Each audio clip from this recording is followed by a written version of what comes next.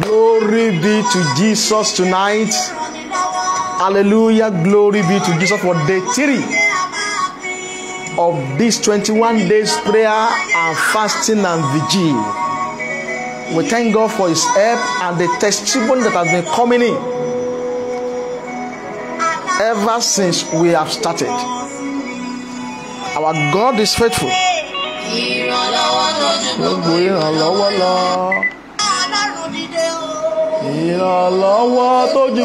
Let the helpers of my destiny appear. That is the topic for tonight. We are praying for destiny helpers tonight. Destiny helpers that will come into your life and cause you to share a turnaround testimony this year. That is what we are praying for tonight.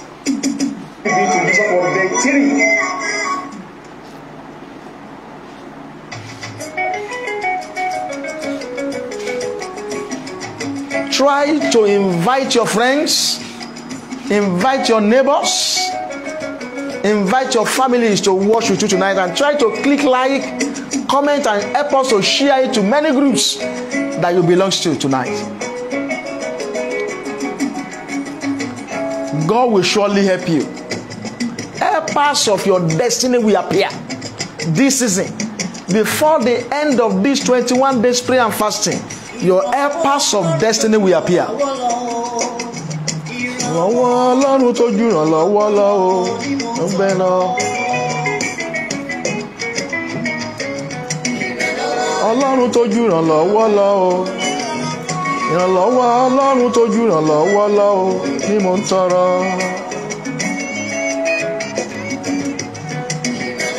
Ọlọ́run tó jù ràn lọ́wọ́ lọ́wọ́.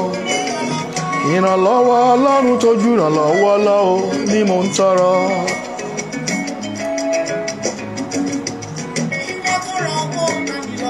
Galabo shataya galagala.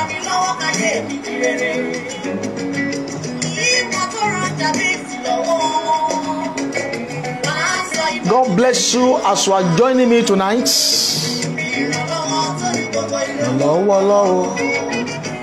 Ìrànlọ́wọ́ tó ju gbogbo ìrànlọ́wọ́ lọ́wọ́ ni mò ń tọrọ.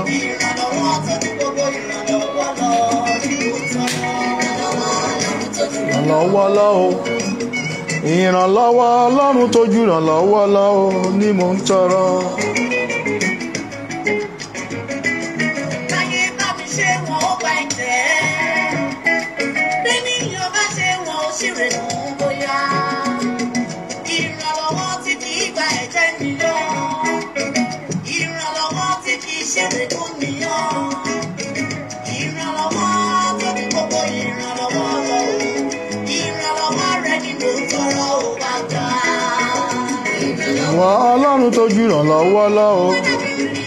Ìrànlọ́wọ́ Ọlọ́run tó jù ìrànlọ́wọ́ lọ́wọ́ ni mò ń tọrọ.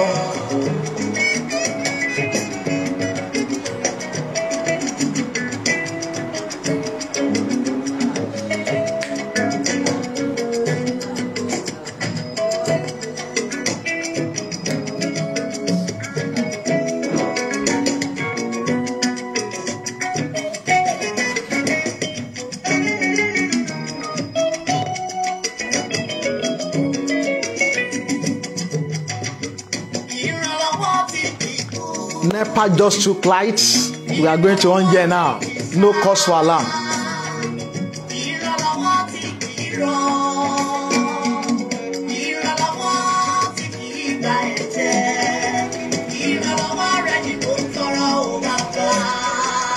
Ìrànlọ́wọ́ Ọlọ́run tó jù ìrànlọ́wọ́ lọ́wọ́. Ìrànlọ́wọ́ Ọlọ́run tó jù ìrànlọ́wọ́ lọ́wọ́ ni mò ń tọrọ.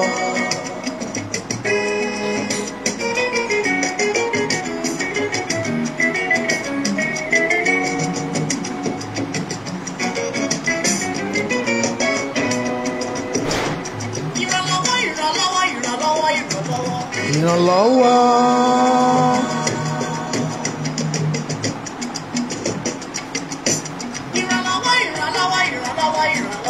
Ìrànlọ́wọ́.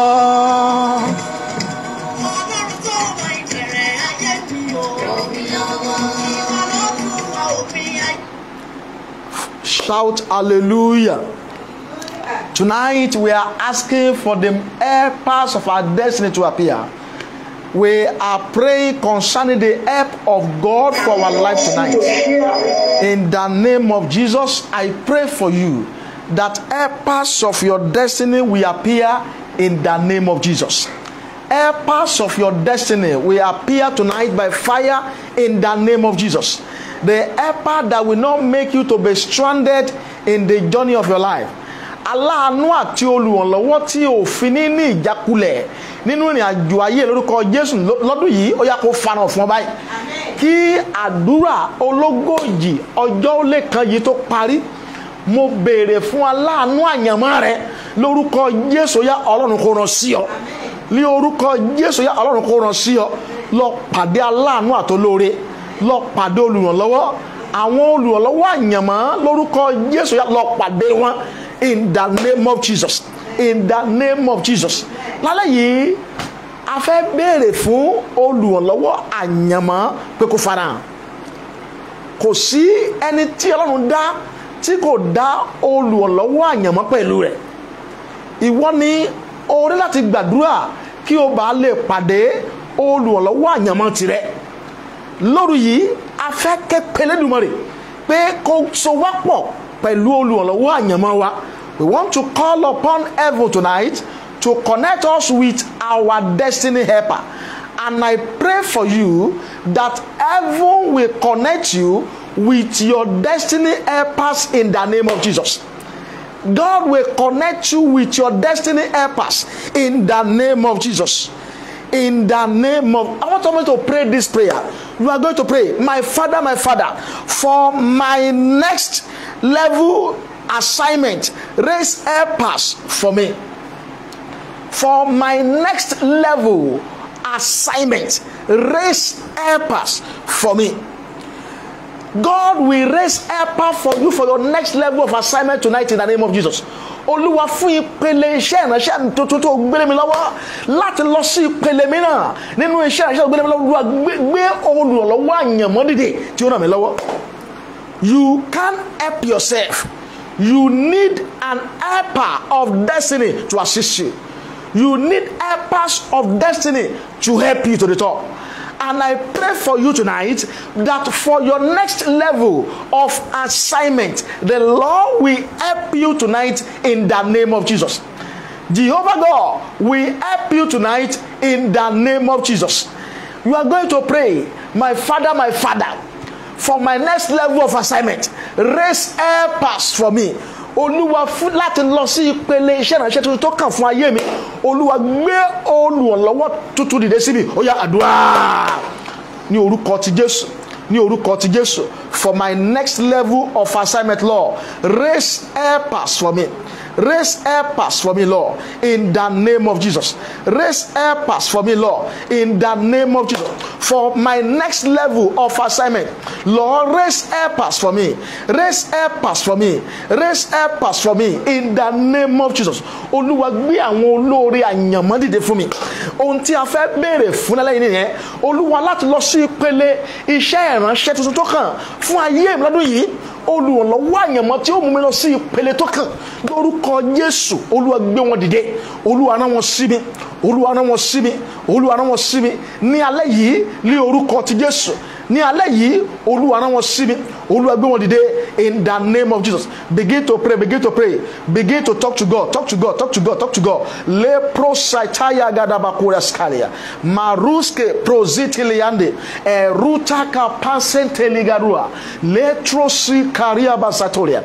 Majika prozitoriaga. For my next level of assignment, Lord, raise an helper of destiny for me. Pray, pray, pray, pray, pray, pray, pray. Talk to God now. Talk to God tonight. In the name of Jesus. In the name of Jesus. In Jesus' name we pray. In Jesus' name we pray. Gbogbo ènìyàn pariwo àdúrà yìí. Olúwa rán ìrànlọ́wọ́ tòsí àti òkèèrè sí mi. Ìrànlọ́wọ́ tòsí àti ti òkèèrè. Olúwa rán sí mi. Oh Lord, send me a foreign and local help this season in the name of Jesus. You need foreign and local help.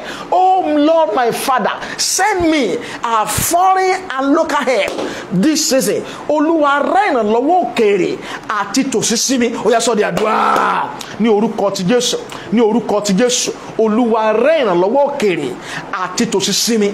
Ìrànlọ́wọ́ òkèèrè àti tòsí lálẹ́ yìí Olúwa rán sí mi ní orúkọ ti Jésù Kristi. Olúwa rán sí mi ìrànlọ́wọ́ òkèèrè àti tòsí, the local and foreign help, Lord, that will make me to move to the next level, that will cause me to share a turnaround testimony this year. Lord, send them to me. Send them to me. Send them to me. Send me a local and foreign help tonight. Lord, send me a local and foreign help tonight in the name of Jesus. Lord, I look unto you for help tonight. Send me a local and foreign help. Let local and foreign help attend to my case tonight, tonight, tonight, tonight, tonight, tonight, in the name of Jesus. Kaura Bashitoria. Meso draka prosetoria braliande. Eyitoske prosetoria. Favor Somile. God bless you for joining me. God bless you for joining me, Jumoke Balogun. God bless you for joining me tonight. Evangelist, I don't care the year from Jos. God bless you for joining me tonight. In the name of Jesus, the Lord will send you a local and foreign help tonight. The Lord is sending you a local and foreign help tonight. Just stick with the video.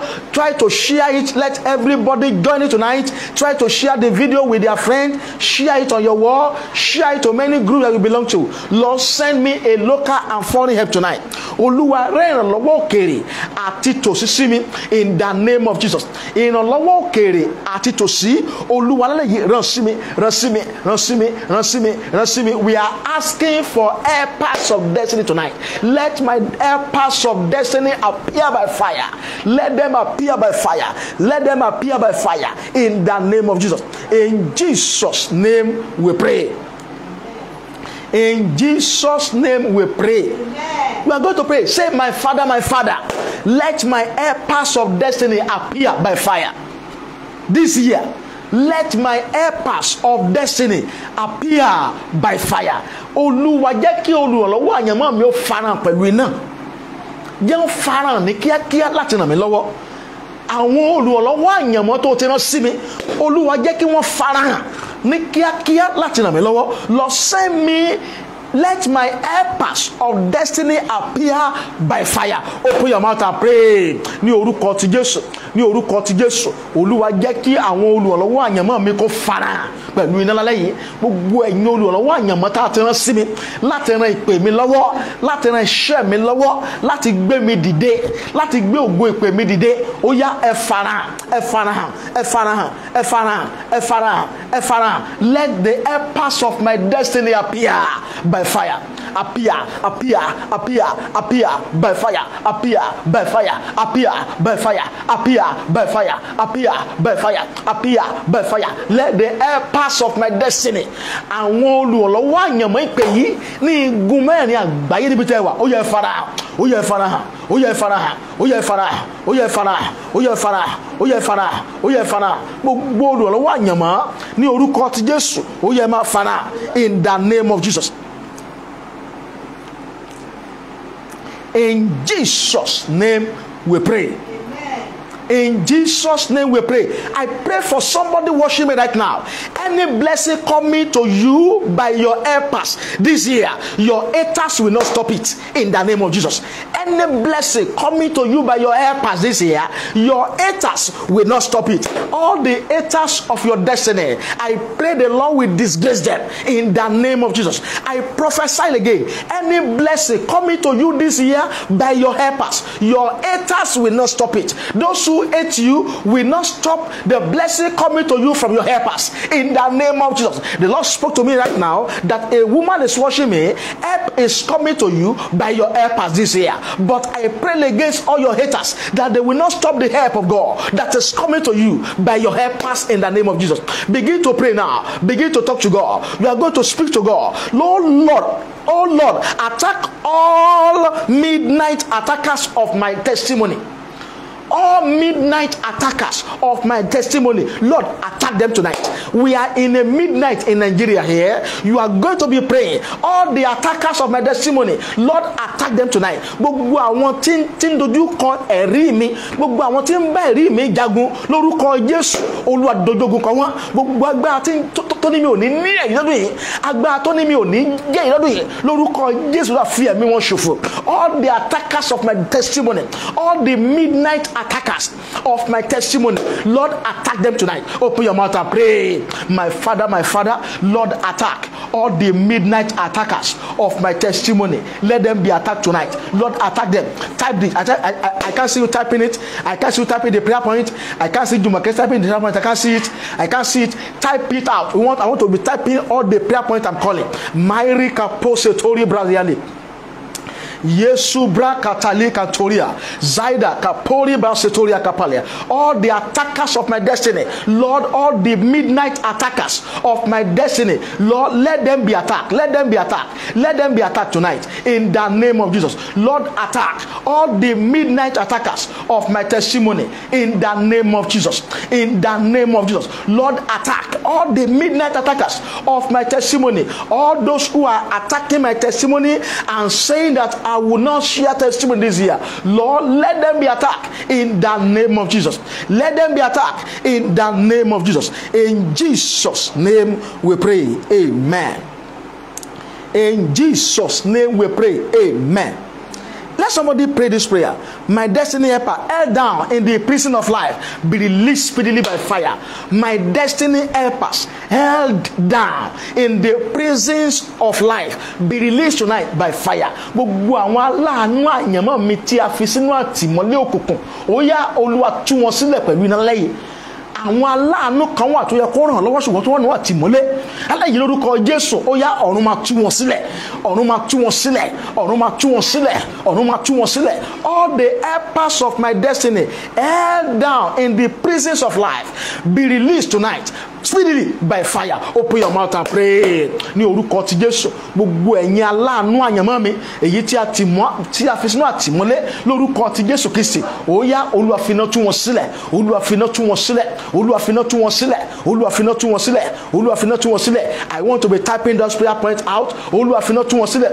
Olúwa fi iná tú wọn sílẹ̀. Gbogbo aláàánú àyànmọ́ mi, èyí tí a fi sínú àtìmọ́lé òkùnkùn, èyí tí a fi sínú àtìmọ́lé àwọn àjẹ́, àtìmọ́lé mèrè, àtìmọ́lé oṣó, àtìmọ́lé oṣókè oṣólẹ̀, àtìmọ́lé àjẹ́, àtìmọ́lé mèrè, ó yá Olúwa tú wọn sílẹ̀. Olúwa tú wọn sílẹ̀. Àwọn tó yẹ kó ti gbé mi dìde, àwọn tó yẹ kó ràn mí lọ́wọ́, èyí tí a fi sínú àtìmọ́lé ọ̀tá lórúkọ ti Jésù, Olúwa tú wọn sílẹ̀. Aláyìí Olúwa jẹ́ gbẹ̀tù sílẹ̀. All the helpers of my destiny that has been held down in the prisons of life, in the prisons of witches and wizards, let them be released tonight. Begin to pray that prayer. Pray that prayer. Pray.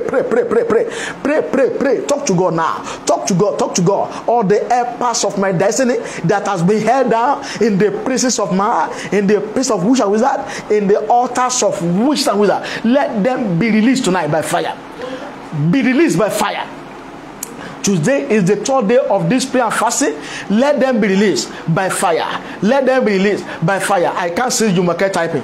Let them be released by fire. All the helpers of my destiny that has been held down in the prisons of life, let them be released by fire. Let them be released by fire. Let them be released by fire in the name of Jesus. All the helpers of my destiny that has been held down in the prisons of man, in the prisons of life, let them be released by fire. In Jesus' name we pray. Amen. Leroa baikata yeko sobraliande katalia. Kò sẹ́ni tó dìde tó fúnra ẹ̀ dìde, ẹnìkan yóò gbé dìde. Ẹni tí ọ̀run ti yàn sí wọn láti gbé ọ dìde lẹ́yìn orúkọ Jésù lọ pàdé lọ́dún yìí. Kí ó tó di kí a tó parí oṣù kẹta ọdún yìí, before the end of first quarter this year, whomsoever that heaven has assigned to help you, may God connect you together in the name of Jesus. Receive divine connection. Receive divine connection. Receive divine connection. Receive divine connection. In the name of Jesus. In the name of Jesus. Ẹ gbàdúrà mo fẹ́ kí gbogbo èèyàn kó gbàdúrà yìí ní ìkòríta kò yé mi mọ́ tí ayé mi wà Olúwa ràn lọ́wọ́ sí mi. At a junction of confusion where I am, Lord, send me help. At the junction of confusion where my life is right now, send help to me. Send me divine help. Send me helpers of destiny that will rescue me. Ìkòríta kò yé mi mọ́ tí ayé mi wà lórúkọ Jésù alẹ́ yìí Olúwa rán ìrànlọ́wọ́ sí mi ní ìkòríta yẹn láti mú kó mbẹ́. Mo fẹ́ kí gbogbo èèyàn ké pélé dùmarè. Ìkòríta kò yé mi mọ́ tí ayé mi wà, tí ìpè mi wà, tí ilé mi wà, tí iṣẹ́ mi wà, tí ọmọ mi wà, tí aya mi wà, tí ọkọ mi wà. Lálẹ́ yìí ìrànlọ́wọ́ kíákíá ó yá Olúwa rán wá ó yá àdúrà ní orúkọ ti Jésù, ní orúkọ ti Jésù. Lord, at the junction of confusion where my life is right now, send help to me to take me from that confusion junction to a direction, to turn my confusion to direction.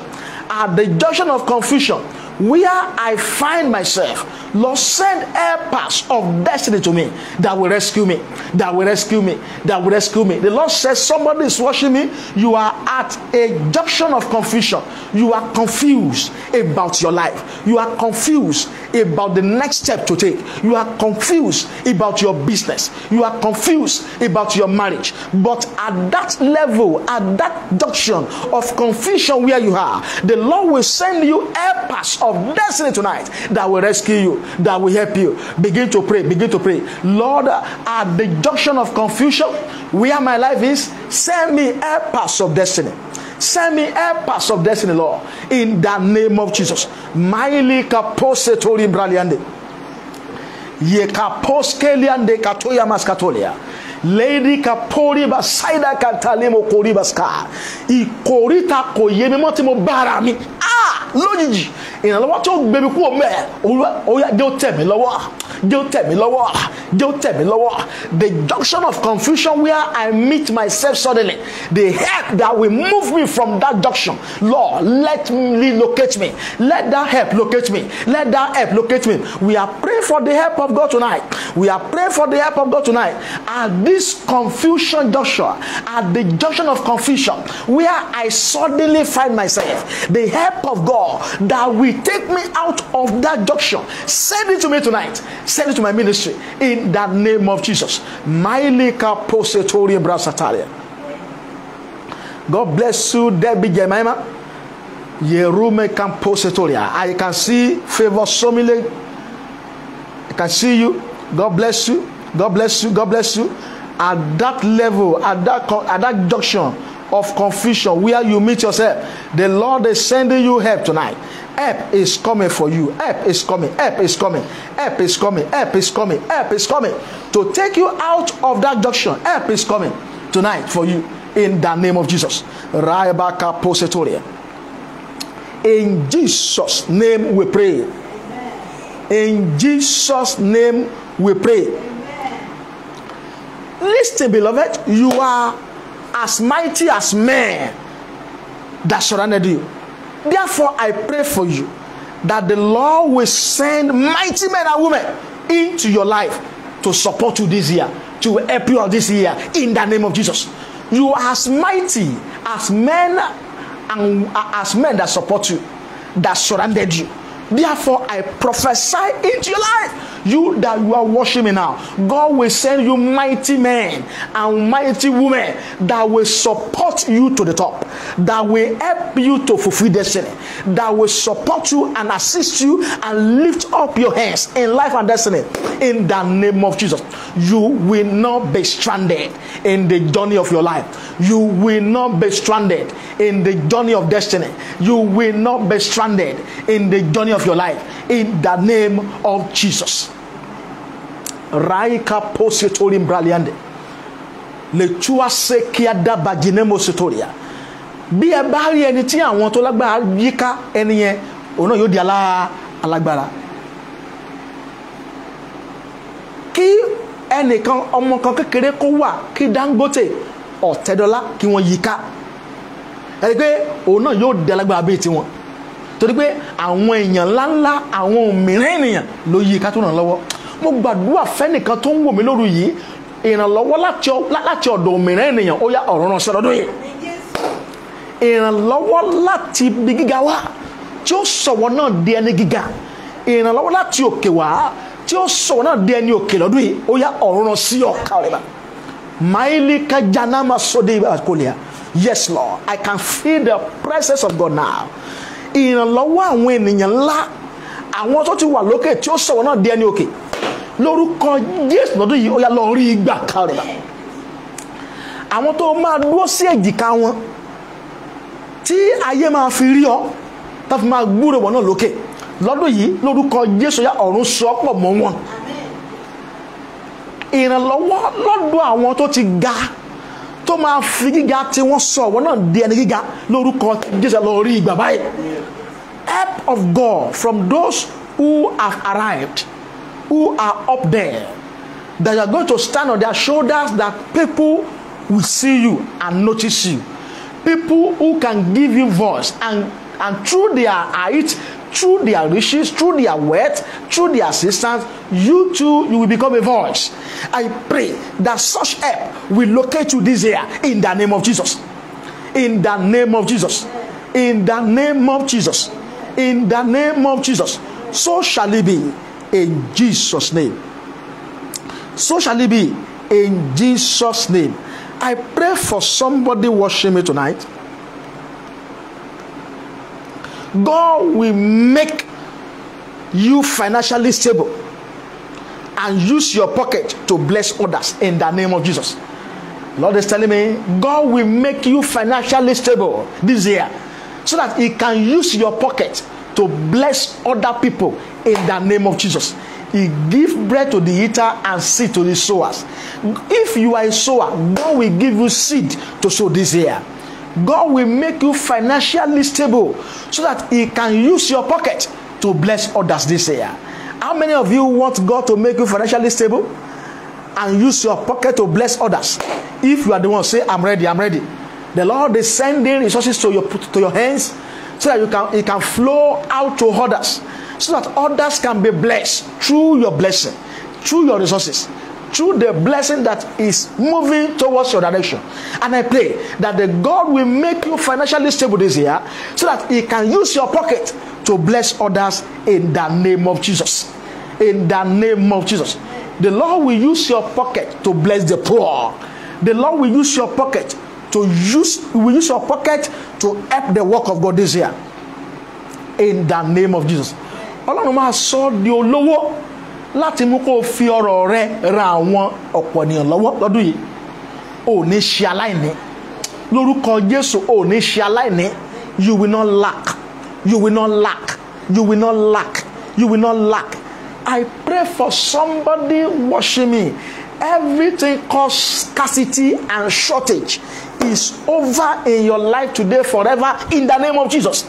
Everything called scarcity and shortage is over forever in your life tonight in the name of Jesus. This year you will never experience scarcity and shortage in the name of Jesus. You will not experience scarcity and shortage in the name of Jesus.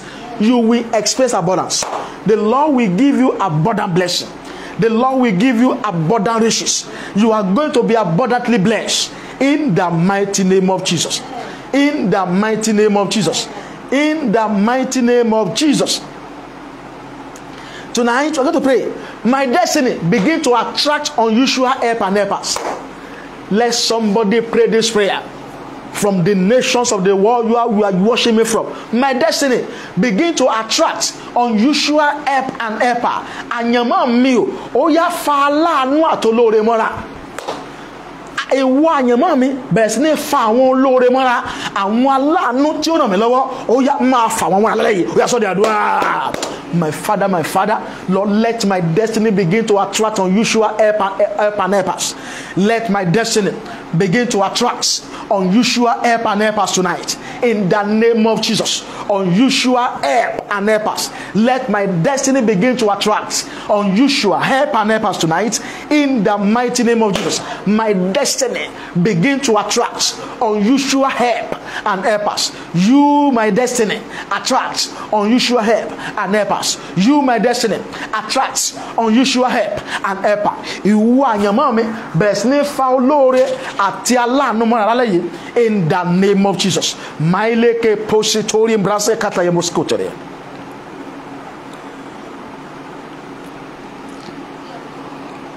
Legiada kapaidini kintojuma saida kapolia.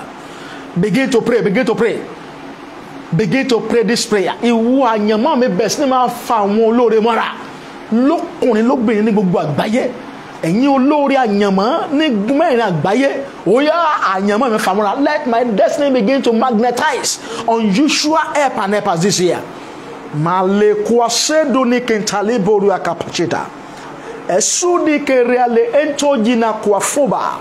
Eleteke tuma santo ligabo katoa.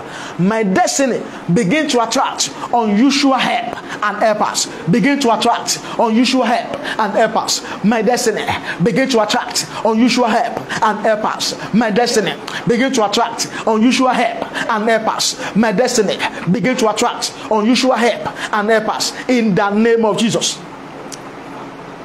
Begin to pray. Begin to talk to God now. Talk to God. Talk to God. Talk to God.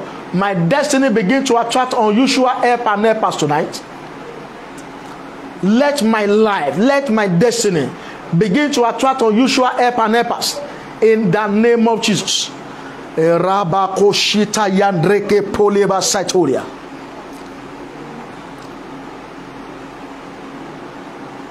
In Jesus' name we pray. Amen. We are going to pray by the power of God. I command all my destiny helpers to locate me this year. Before the end of this 21 days prayer and fasting, by the power of God, I command, let my destiny helpers locate me. Kí ìpàdé àdúrà ológo ìjọjọ́ ó dé kan yìí tó tán, ó lé kan yìí tó tán, Olúwa jẹ́ kí àwọn aláàánú àyànmọ́ mi kó wá mi rí. Gbogbo ẹ̀yin tí a ti yàn láti ràn mí lọ́wọ́, gbogbo ẹ̀yin tí a ti yàn láti gbé mi dìde, ó yá ẹ wá mi kàn, ẹ wá mi rí. By the power of God, before the end of this 21 days prayer fasting, let my helpers of destiny locate me and search me out. Open your mouth and pray. My Father, by the power of God, let my helpers of destiny begin to locate me and search me out. Let them locate me, help me, locate me, help me, locate me, help me, locate me, help me, locate me, help me, locate me, help me. By the power of God, let my destiny begin. Let all my destiny helpers begin to locate me before the end of this program. Before the end of this program, helpers of my destiny begin to locate me now. Begin to locate me now in the name of Jesus. Begin to locate me now in the name of Jesus. Yes, Lord. Gaile kaposetoria. Raiga ta ento masaikaibo di ginaga entalia kaparuamaha. Yes, Lord. Begin to pray. Let the helpers of my destiny locate me. The power of God connect me to them wherever they are. Àwọn tí ó gbé mi dìde, àwọn tí ó ràn mí lọ́wọ́, àwọn tí ó tì mí lẹ́yìn. Lórúkọ Jésù, ó yá ẹ wá ayé mi rí. Kí ìpàdé àdúrà tó tán. Gbogbo àwọn aláàánú àyànmọ́, àwọn áńgẹ́lì olóore, àwọn áńgẹ́lì aláàánú, Olúwa yàn wọ́n tì mí. In the name of Jesus. In Jesus' name we pray. Amen. Mo fẹ́ kí gbogbo ènìyàn gbàdúrà yìí. Olúwa lé àwọn akáàánú kúrò kó mú àwọn aláàánú wá. Olúwa lé àwọn akáàánú kúrò kó mú àwọn aláàánú wá. Lord, chase away all sympathizers and bring helpers of destiny. And bring helpers of destiny to me this year. All those who are sympathizing but they can't help, don't chase them away. Bring those who are going to help me out of this predicament, who are going to help me to rise. Bring them towards my direction and connect us together this year. Open your mouth and pray. Ní orúkọ ti Jésù, Olúwa lé àwọn akáàánú kúrò kó mú àwọn aláàánú wá. Olúwa lé àwọn akáàánú kúrò lọ́dún yìí kó mú àwọn aláàánú wá. Gbogbo àwọn akáàánú lójú ọ̀nà mi lórúkọ Jésù Olúwa lé wọn dànù. Jẹ́ kí àwọn aláàánú wá mi rí, àwọn tí ó ṣàánú mi, àwọn tó ṣàánú ìpè mi, àwọn tó ṣàánú ayé mi, àwọn tó ṣàánú ìgbédìde mi lórúkọ ti Jésù Olúwa mú wọn wá. Gbogbo àwọn akáàánú, àwọn tá ní pẹ̀lẹ́ o tí ò lè ṣe nǹkan kan, àwọn tí ò lè ràn mí lọ́wọ́, èyí tó yí mi ká Olúwa lé wọn jìnnà. Mú àwọn aláàánú fi rọ́pò wọn, fi àwọn tó lè ràn mí lọ́wọ́ rọ́pò wọn in the name of Jesus. In Jesus name we pray, amen. Ẹni pé oníṣòwò kan lọ sí ìlú kan ní Jericho ní Samaria. Ó kó sí ọwọ́ àwọn ọlọ́ṣà. Àwọn ọlọ́ṣà ṣa yánmayànmá, wọ́n gba gbogbo ohun tó ní, wọ́n fi ilẹ̀ gbé bí yóò kú bẹ́ẹ̀ yóò yè.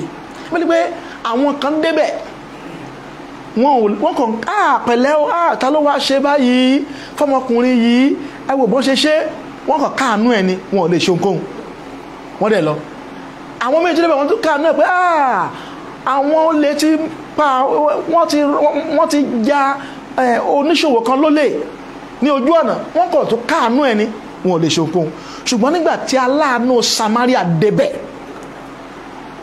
ó ní ohun tí ọkùnrin yẹn nílò lọ́wọ́, ó ṣàánú fún, ó sì di ojú ọgbẹ́ rẹ̀, ó tún gbé lé orí ẹṣin rẹ̀, ó gbé lọ sí ilé ìwòsàn, ó san owó tí wọ́n fi tìtì ẹ̀, ó ní èyí tó bá kù kán wá bẹ́ẹ̀ lọ́wọ́ òun. Yẹn pé aláàánú ló pàdé ẹ̀, àwọn akáàánú kú ò. Ẹnìkan ń gbọ́ mi láàárọ̀ yìí lóru yìí lórúkọ Jésù, àwọn akáàánú ọ̀run máa lé wọn jìnnà sí ọ. Àwọn aláàánú ọ̀run máa mú wọn wá. Aláàánú àyànmọ́ rẹ, àwọn tí ó ran àyànmọ́ rẹ lọ́wọ́, àwọn tá mú kí ẹ̀rí rẹ kó yá kíákíá, àwọn tá mú kí ẹ̀rí rẹ kó jáde lọ́dún yìí lórúkọ Jésù Kristi, ó yá ọ̀run kó yàn wọ́n tì ọ́. Ní ọkùnrin ní obìnrin, nítòsí ní ọ̀nà jíjìn, àwọn tí ó mú kí ẹ̀rí ìyípadà àti ìyanu rẹ kó dé kankan, àwọn tí ó mú kí wọn náà kó sọ ẹ̀rí tuntun jáde lónìí lórúkọ ti Jésù, yá ọ̀run yàn wọ́n tì ọ́. In the name of Jesus. In the name of Jesus. In the name of Jesus. In the name of Jesus. Pray this last prayer before we get the word of God. We are going to pray. Every veil of darkness covering my destiny helper from locating me, catch fire. Every veil of darkness covering my destiny helpers to locate me, catch fire, catch fire. Gbogbo ìbòjú òkùnkùn tí ó jẹ́ kí àwọn aláàánú àtolóore ó rí mi, èyí tí ọ̀tá ti dàbò mí, ó yá máa gbiná sọnù lóru yìí. Olúwa gbiná pé ní orí òkè yìí ni Olúwa yóò ka gbogbo ìbòjú tó bo àwọn ènìyàn lójú run, yóò sì gbé ikú mi ní ìṣẹ́gun. Mo gbàdúrà ìbòjú tá a fi bù ọ́ tí ó jẹ́ kí ẹ tó yẹ kó fẹ́ ó rí ọ, ìbòjú tá a fi bù ọ́ táláàánú ò fi rí ọ, ìbòjú tá a fi bù ọ́ tó lórí ò fi rí ọ, ìbòjú tá a fi bù ọ́ tí àwọn tá a rán láti gbígbọ́ èdè òfin pàdé rẹ lórúkọ Jésù, ó yá ọ̀run kó fi náà fàyà. Every veil covering you that has never allowed your helpers of destiny to locate you, let the veil catch fire. Let the veil catch fire. Let the veil catch fire. Let the veil catch fire. Let the veil catch fire. Let the veil catch fire. Maili kaposita ya danitoma kampolia. Dairo saida kapelia de yini kontomes kantafie. Eludrai saita kapaleja ne enta kafiluabe. Every veil of darkness that have covered your face, that has never allowed your helpers of destiny to locate you and find you out to help, I command the veil to catch fire. I command the veil to catch fire. I command the veil to catch fire. I command the veil to catch fire. I command the veil to catch fire. I command the veil to catch fire. Gbogbo ìbòjú ayé, gbogbo aṣọ ogun tá a fi bòjú rẹ, gbogbo aṣọ wàhálà tí aṣọ èérí tá a fi bò ọ́, tí àwọn aláàánú ò fi rí ọ láti ràn lọ́wọ́, èyí tó ń fi hàn gẹ́gẹ́ bí ẹni tí kò nílò ìrànlọ́wọ́ lóru yìí, ó yá ọ̀run kó fi náà fàyà mọ́ lára, ayé rẹ kó di òmìnira. In the name of Jesus. In the name of Jesus. In the name of Jesus. In Jesus' name we pray. Amen. Let's look at the word of God. This night we are praying. Please be typing on the point. I'm going to be raising now. I can't see you online here, all of you. Be typing all the points I'm going to be raising now. I want to preach to us in the word of God in brevity. The topic says, let the helpers of my destiny appear. Jẹ́ kí olùrànlọ́wọ́ àyànmọ́ mi kó farahàn. Jẹ́ kí olùrànlọ́wọ́ àyànmọ́ mi kó farahàn. God bless you, Adegbi Telolade, in the name of Jesus. Jẹ́ kí olùrànlọ́wọ́ àyànmọ́ mi kó farahàn. And somebody is watching me here tonight. The helpers of your destiny will appear in the name of Jesus. The helpers of your destiny will appear by fire in the name of Jesus. They will appear. They will appear by fire. They will appear by fire. They will appear by fire. They will appear by fire. They will appear by fire in the name of Jesus. Let's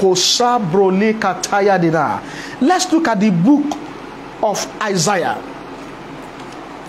Isaiah 50 verse 7. Type it out. Isaiah 50 verse 7. Ìwé wòlíì Àìsáyà orí àádọ́ta ẹsẹ̀ ìkeje. Isaiah 50 verse 7. It says, for the Lord God will help me. Therefore shall I not be confounded. Therefore have I set my faith like a flint, and I know that I shall not be ashamed. Nítorí Olúwa Jèhófà yóò ràn mí lọ́wọ́. Nítorí náà èmi kì yóò dààmú. Nítorí náà ni mo ṣe gbé ojú mi ró bí òkúta líle. Èmi sì mọ̀ pé ojú kì yóò tì mí. Oh my God, I love that scripture. Ẹnìkan gbọ́ lálẹ́ lórúkọ Jésù. Olúwa Jèhófà yóò ràn lọ́wọ́. Olúwa Jèhófà yóò ràn lọ́wọ́. Lórúkọ ti Jésù ò ní dààmú. Lórúkọ Jésù ojú ò sì ní tì ọ́. Àwọn nǹkan mẹ́ta yìí ni a lè rí nínú ibi tí a kà yìí. Ó ní Olúwa Jèhófà yóò ràn mí lọ́wọ́. Èmi kì yóò dààmú. Ojú kì yóò sì tì mí. Ẹnìkan lè sọ pẹ̀lú mi lẹ́yìn pé òun ò ní dààmú. Ojú ò ní tì ọ́. O sì máa rí ìrànlọ́wọ́ Jèhófà gbà ní orúkọ ti Jésù. Nítorí Olúwa Jèhófà yóò ràn mí lọ́wọ́. Nítorí náà ni èmi ṣe gbé ojú mi ló bí òkúta líle. Èmi sì mọ̀ pé èmi kì yóò dààmú. Ojú kì yóò sì tì mí. For the Lord God Jehovah will help you this year. Therefore you have set your faith like a flint. You will not be confounded, and you will not be ashamed. The help of God will arise for you this year.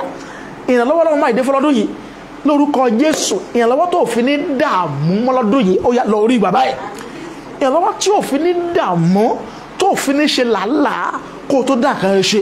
Ìrànlọ́wọ́ tó fi ní ṣe làálàá kó o tó jẹun. Ìrànlọ́wọ́ tó fi ṣe làálàá kó o tó bẹ́gbẹ́ pé lọ́dún yìí ó yá ọ̀run lójú ẹ̀kọ́.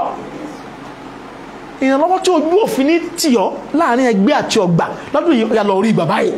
The help of God that will make you not to be confounded, nor be ashamed this year. Receive it now. Receive it now. Receive it now. Receive it now. Receive it now. Receive it now. Receive it now. The help of God that will make you not to be confounded. Receive it now in the name of Jesus. In the book of Psalm 121 verse 1, it said, I will lift up my eyes unto the hill, from whence cometh my help. My help will come from the Lord that made the heaven and the earth. Ó ní èmi ó gbé ojú mi sókè wọ́n ní. Níbo ni ìlọ́bí ó ti wá? Ìlọ́bí ó ti wọ́n wá tó dá ọ̀run àti ayé. Òun kì yóò sì jẹ́ kí ẹsẹ̀ rẹ̀ kí ó yẹ̀ tó pé ẹni tí ń pa Ísírẹ́lì mọ́ kí n tó gbé kéèsì pẹ̀lú kí n sùn bẹ́ẹ̀ ni kì í tó gbé. Olúwa ni olùpamọ́ rẹ̀ ní ọwọ́ ọ̀tún mi. Oòrùn kì yóò pa ọ́ ní ìgbà ọ̀sán tàbí òṣùpá ní ìgbà òru.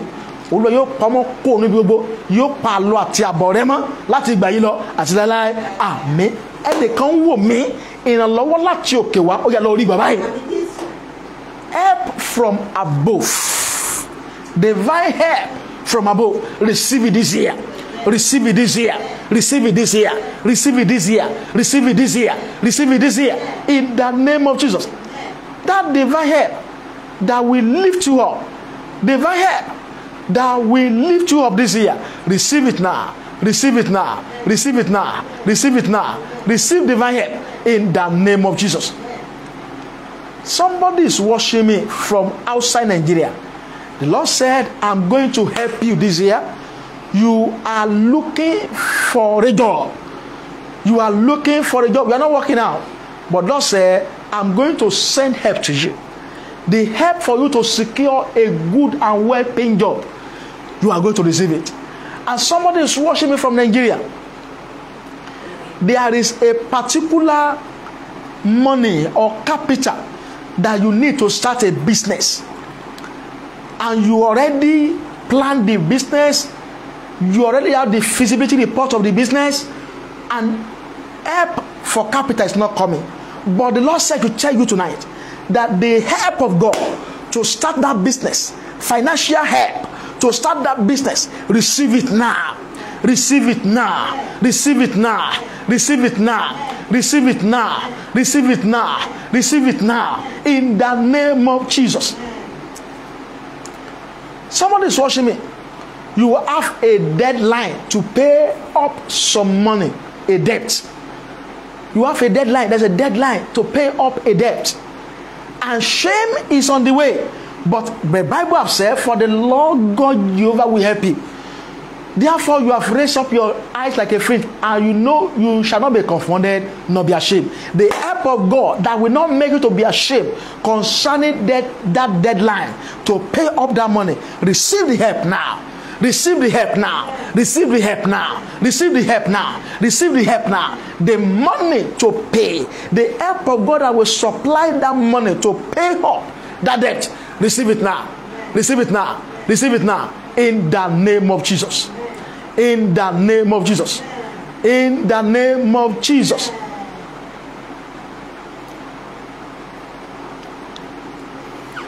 And what are the facts you need to know about helpers of destiny or about the help of God? There are some facts you need to know. Quickly, I'm going to run through it before we bring it to a close tonight. Help me to type it out. The facts about helpers of destiny. Fact.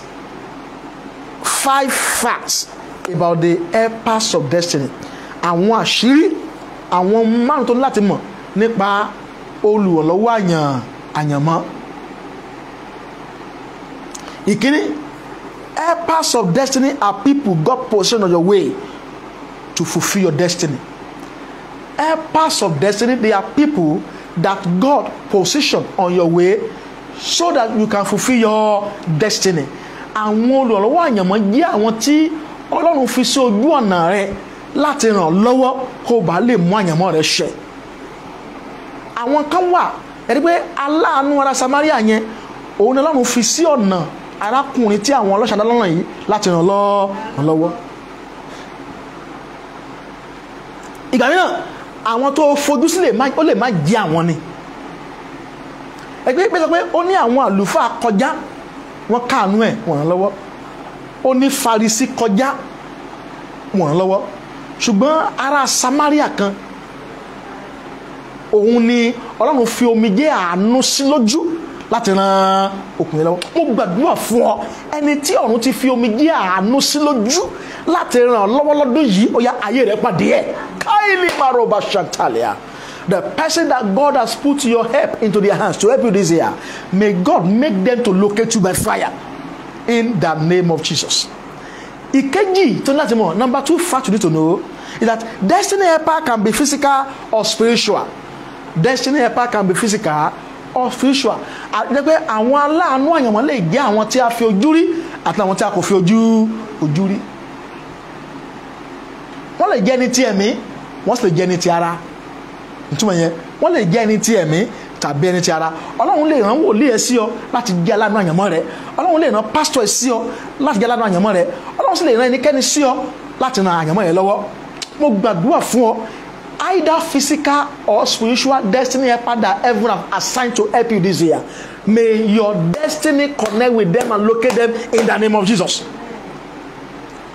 May your destiny connect with them and locate them in the name of Jesus. Number 3 things you need to know.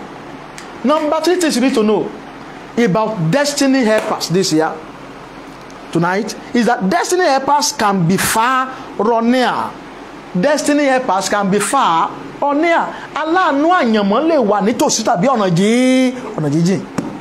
Kò ní fi ṣe ibi tí wọ́n wà. Ohun tó ṣe pàtàkì ni pé kí wọ́n ti ràn lọ́wọ́. It does not matter their distance. They may be far or near to you. But the most important thing is for them to help you to fulfill destiny and to share eternal testimony. I pray that far or near helpers of destiny that heaven have assigned to you to help you this year, may God connect you to him or her in the name of Jesus. Ọkùnrin tàbí obìnrin tó wà nítòsí àti ọ̀nà jíjìn tí ọ̀run ti yàn láti ràn lọ́wọ́ lọ́dún yìí, ó yá ayé rẹ̀ pàdé rẹ̀. Ma aikendu mosca imberia leagini kontomba leadena kantaginospea. Ọkùnrin tàbí obìnrin tí ọ̀run ti yàn láti ran àyànmọ́ ẹ lọ́wọ́ lọ́dún yìí, lórúkọ Jésù, yá ayé rẹ̀ pàdé ẹ̀, ìpè rẹ̀ pàdé ẹ̀, àyànmọ́ rẹ̀ pàdé ẹ̀, lọ pàdé olórí àyànmọ́ in the name of Jesus. Ìkẹrin, ohun kẹrin tó láti mọ̀ nípa olùrànlọ́wọ́ àyànmọ́. Number 4 fact you need to know about destiny helpers. Destiny helpers are not your source, but God is. They are only channel used by God. Destiny helpers are not your source of help. God is your source. God only uses them as a channel to help you. As a channel used by God. They are just a channel. They are just an instrument used by God. Yẹn pé aláàánú àyànmọ́ wọn kì í ṣe àwọn kọ́ ni olùrànlọ́wọ́ rẹ̀. Ọlọ́run ni olùrànlọ́wọ́ rẹ̀ pé olùrànlọ́wọ́ pé ní Psalm 121 èmi yóò gbé ojú mi sórókè wọn ni. Nítorí pé níbẹ̀ ni ìrànlọ́wọ́ yóò ti wá. Kò sọ pé kò máa wo ènìyàn. So bí ẹnìkan bá lu ẹnìkan fún ọ láti ràn lọ́wọ́, má wo ẹni gẹ́gẹ́ bí orísun ìrànlọ́wọ́, máa wo Ọlọ́run. Ọlọ́run ni olùrànlọ́wọ́ àyànmọ́ rẹ̀ kì í ṣe ènìyàn.